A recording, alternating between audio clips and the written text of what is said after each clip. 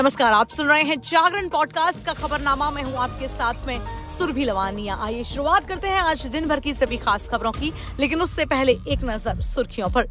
ED director का कार्यकाल तीसरी बार बढ़ाना गैर कानूनी, सुप्रीम कोर्ट ने नई नियुक्ति का दिया आदेश। एक मंच पर आएंगे मोदी, शरद और अजीत पवार। 1 अगस्त को पुणे में होगा कार्यक्रम। 370 पर सुप्रीम कोर्ट में 2 अगस्त से रेगुलर सुनवाई। केंद्र ने नए एफिडेविट में कहा आतंकवाद खत्म करने का एक ही रास्ता था। Bilkis Bano gang rape case supreme court में 17 जुलाई को सुनवाई। 11 दोषियों की रिहाई पर केंद्र गुजरात सरकार को नोटिस।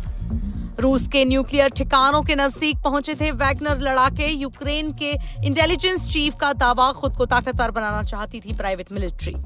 मनी लॉन्ड्रिंग केस में शहबाज शरीफ के बेटे सुलेमान बरी। पिछले साल पाक पीएम और दूसरा बेटा निर्दोष साबित हुए थे।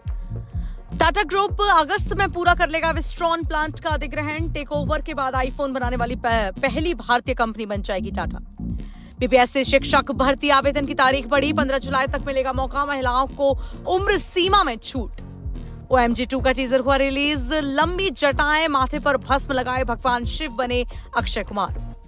पाकिस्तान वर्ल्ड कप में न्यूट्रल वेन्यू की गुहार। आईसीसी से लगाएगा अगले हफ्ते डरबन में आईसीसी की बैठक।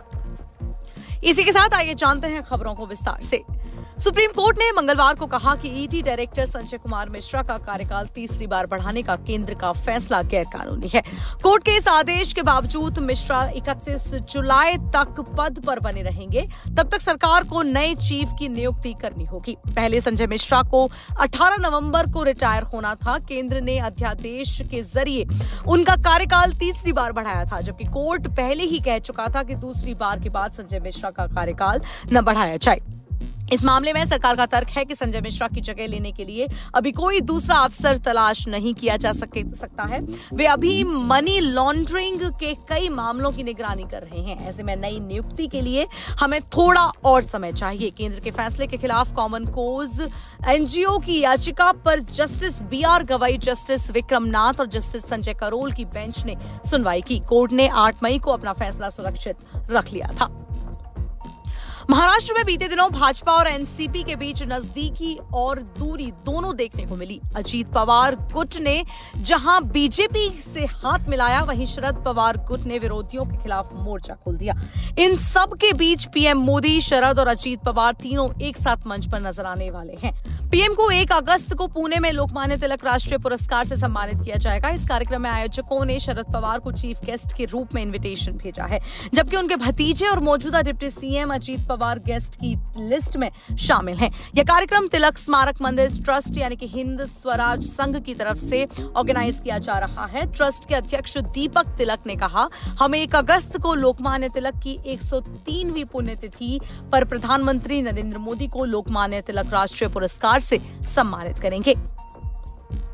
जम्मू कश्मीर से आर्टिकल 370 हटाने के फैसले को चुनौती देने वाली 20 से ज्यादा याचिकाओं पर मंगलवार को सुप्रीम कोर्ट में सुनवाई हुई। अदालत ने कहा कि हम इन याचिकाओं पर 2 अगस्त से रेगुलर सुनवाई करेंगे। आर्टिकल 370 पर सुप्रीम कोर्ट ने 3 साल बाद सुनवाई हो रही है।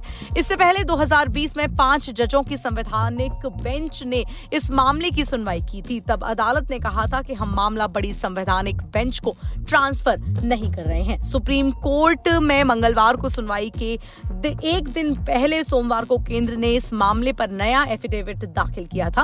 केंद्र ने कहा था कि जम्मू कश्मीर 3 दशकों तक आतंकवाद झेलता रहा। इसे खत्म करने का एक ही रास्ता था, आर्टिकल 370 हटाना। चीफ जस्टिस DY चंद्रचूड़ ने कहा, हम इन याचिकाओं पर 2 अगस्त से सुबह 10:30 बजे से सुनवाई करेंगे। हम 370 पर सोमवार और शुक्रवार को छोड़कर हर दिन सुनवाई करेंगे। Bilkis Bano gang rape case में 11 दोषियों की रिहाई के खिलाफ सुप्रीम कोर्ट में 17 जुलाई को सुनवाई होगी। इससे पहले 9 मई को मामले में सुनवाई हुई थी। तब तक आरोपी कोर्ट में पेश नहीं हुआ था।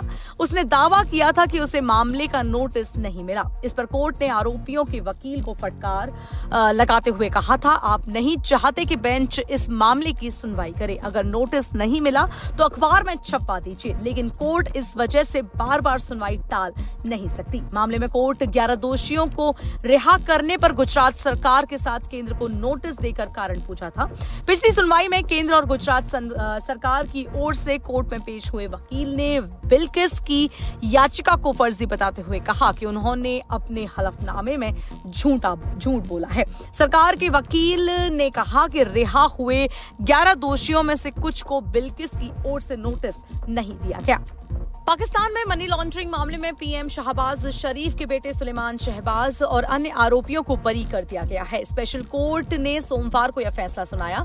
द एक्सप्रेस ट्रिब्यून की रिपोर्ट के मुताबिक उन पर 16 अरब रुपए की मनी लॉन्ड्रिंग का केस था। इसी केस में पिछले साल पाक पीएम और उनके दूसरे बेटे हमजा शरीफ निर्दोष साबित हुए थे। दरअसल फेडरल इन्वेस्टिगेशन अथॉरिटी यानी कि FIA ने शहबाज और उनके दोनों बेटों पर 2008 और 2018 के बीच 28 बैंक खातों के जरिए लगभग 16.3 अरब रुपए के भ्रष्टाचार और मनी लॉन्ड्रिंग का आरोप लगाया था। टाटा ग्रुप जल्द ही विस्ट्रॉन के बेंगलुरु यानी कि कर्नाटक बेस्ट आईफोन प्लांट का टेकओवर पूरा कर लेगा। ब्लूमबर्ग की रिपोर्ट के मुताबिक टाटा ग्रुप एप्पल की सप्लायर विस्ट्रॉन की फैक्ट्री के अधिग्रहण के लिए डील फाइनल करने के कगार पर है। इस डील पर अगस्त 2023 की शुरुआत में मोहर लग सकती है। टाटा ग्रुप के टेकओवर के बाद भारत को एप्पल प्रोडक्ट्स के लिए अपनी पहली डोमेस्टिक यानी स्वदेशी प्रोडक्शन लाइन मिल जाएगी। रिपोर्ट के अनुसार विस्ट्रॉन की फैक्ट्री की वैल्यू $600 मिलियन यानी कि 4,946 करोड़ रुपए से ज्यादा है। टाटा ग्रुप और विस्ट्रॉन के बीच इस डील के लिए पिछले 1 साल से बातचीत चल रही है। विस्ट्रॉन का यह प्लांट आईफोन 14 मॉडल के प्रोडक्शन के लिए जाना जाता है। वर्तमान में इस प्लांट में 10,000 से ज्यादा वर्कर्स काम करते हैं। विस्ट्रॉन ने 2008 में इंडियन मार्केट में एंट्री की थी। तब कंपनी कई डिवाइसेस के लिए रिपेयर फैसिलिटी प्रोवाइड करती थी। इसके बाद 2017 में कंपनी ने अपने ऑपरेशंस और को एक्सपेंड किया और एप्पल के लिए आईफोन का प्रोडक्शन शुरू कर दिया। बिहार पब्लिक सर्विस कमीशन के कुछ समय पहले टीचर के पदों पर भर्ती निकाली थी। इसके लिए आवेदन की प्रक्रिया 15 जून से चल रही है। नए स्केड्यूल के मुताबिक बिहार टीचर्स के इन पदों पर आवेदन करने की लास्ट डेट आगे बढ़ा दी गई है। इन पदों पर भर्ती से संबंधित अधिक जानकारी के लिए बीपीएससी की ऑफिशियल वेबसाइट bpsc.bihar.gov.in पर आप विजिट कर सकते हैं। वहीं आवेदन करने के लिए उम्मीदवार इस वेबसाइट online.bpsc.bihar.gov.in पर विजिट करें। इन पदों पर आवेदन करने के लिए पहले लास्ट डेट 12 जुलाई थी, अब इसे आगे बढ़ा दिया गया है और अब कैंडिडेट्स 15 जुलाई तक अप्लाई कर सकते हैं। अक्षय कुमार, पंकज त्रिपाठी और यामी गौतम की फिल्म OMG 2 का मोस्ट अवेटेड टीजर रिलीज हो गया है। फिल्म का टीजर काफी दमदार लग रहा है। इस फिल्म में अक्षय कुमार लंबी चटाई और माथे पर भस्म लगाए भगवान शिव के रूप में नजर आ रहे हैं। पंकज त्रिपाठी का भी जबरदस्त रोल देखने को मिलेगा। आपको बता दें कि यह फिल्म सुपरहिट फिल्म OMG का सीक्वल है, जिसमें परेश रावल ने अभिनय किया था। इस फिल्म में पंकज त्रिपाठी एक आस्तिक की भूमिका में हैं और टीजर की शुरुआत पंकज की आवाज से होती है। वह कहते हैं ईश्वर है या नहीं, इसका प्रमाण इंसान आस्तिक या नास्तिक होकर दे सकता है, पर भगवान अपने बनाए हुए बंदों में कभी भेद नहीं करता है, फिर चाहे वो नास्तिक कांजी लाल मेहता हो या फिर आस्तिक कांति शरण मुदगल। इसके बाद अक्षय की जबरदस्त एंट्री होती है, जिसमें वह कहते हैं रख विश्वास, तू है शिव का दास।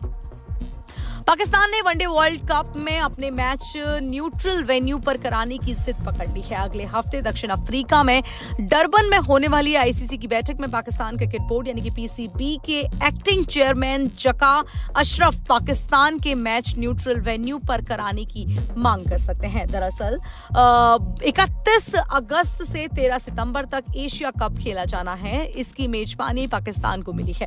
भारत ने पाकिस्तान में खेलने से मना कर दिया था। इसके बाद भारत के सभी मैचों समेत ज्यादातर मैच श्रीलंका में कराने का निर्णय लिया गया है। इस पर पाकिस्तान बोर्ड नाराज है। पाकिस्तान के खेल मंत्री एहसान मचारी ने कहा है कि जका अशरफ इस मुद्दे को आईसीसी मीटिंग में उठाएंगे कि जब भारतीय टीम एशिया कप के लिए पाकिस्तान नहीं आ सकती तो विश्व कप में भी पाकिस्तान के मैच न्यूट्रल वेन्यू पर क्यों नहीं खेले जा सकते। इसी के साथ आज के खबरनामे में इतना ही। देश और दुनिया की खास खबरों के सिलसिले के लिए सुनते रहिए जागरण पॉडकास्ट का एक खास कार्यक्रम जागरण खबरनामा।